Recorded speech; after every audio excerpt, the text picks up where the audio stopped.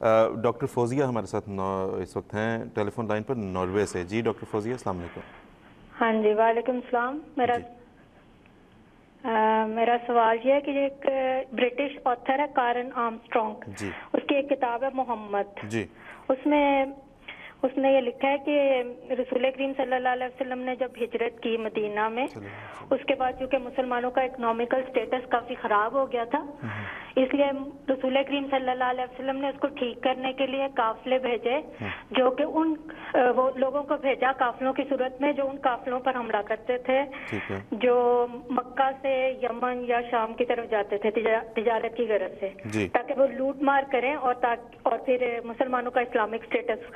صحیح ہو جائے, اور اسی کے نتیجے میں بعد میں پھر جنگ بدر ہوئی ہے. تو اس کے متعلق صحیح معلومات کیا ہیں اور کہاں سے مل سکتی ہیں؟ ٹھیک ہے جی ڈاکٹر فوزیہ, شکریہ بہت بہت. ایک بات تو یہ ہے کہ انشاءاللہ ہم کوشش کریں گے اگلے پروگرام میں کیرن آرمسٹرانگ کی جو کتاب ہے اس میں سے معین حوالہ دیکھ کے کہ انہوں نے کیا لکھا ہے وہ دیکھ کے اس کے مطابق پھر اس اعتراض کا, یا اس اعتراض تو نہیں میں سمجھتا انہوں نے کیا ہوگا, لیکن جو انہوں نے بات اپنی طرف سے ایک ہسٹوریکل فیکٹ کے طور پہ بیان کی ہے, ہم اس کے حقیقت کا جائزہ لیں گے بھی, آپ کو بھی بتائیں گے, اور فردر ریڈنگ جس طرح پوچھ رہی ہیں وہ بھی انشاءاللہ ضرور آپ کی خدمت میں ہم بیان کر دیں گے. تو ہم اختصار کے ساتھ اگر کچھ اس پہ ابھی بات یہ ہے کہ بات چونکہ مستشرق دشمنان اسلام بھی ہیں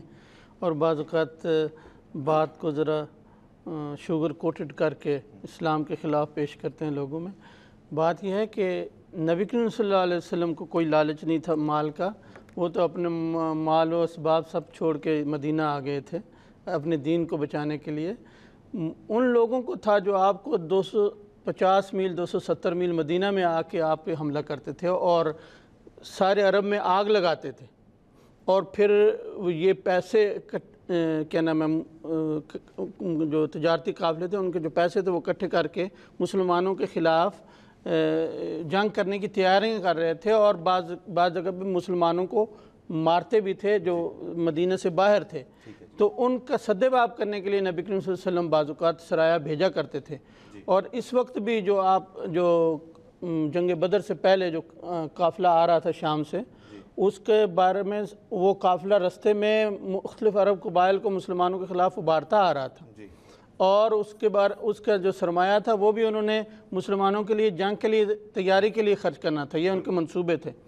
تو اس لیے نبی کریم صلی اللہ علیہ وسلم اس کو روکنے کے لیے گئے, لیکن اللہ تعالیٰ نے اس کی بجائے دوسرے جو مکہ سے اس قافلے کے دفاع کے لیے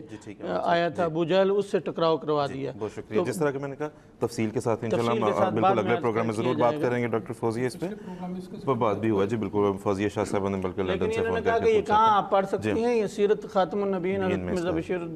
بشیر احمد صاحب کی کتاب ہے, اس میں بھی آپ پڑھ سکتی ہیں. دیباجہ تفسیر القرآن خلیفہ ثانی کی کتاب ہے, اس میں بھی آپ پڑھ سکتی ہیں اس کا جواب.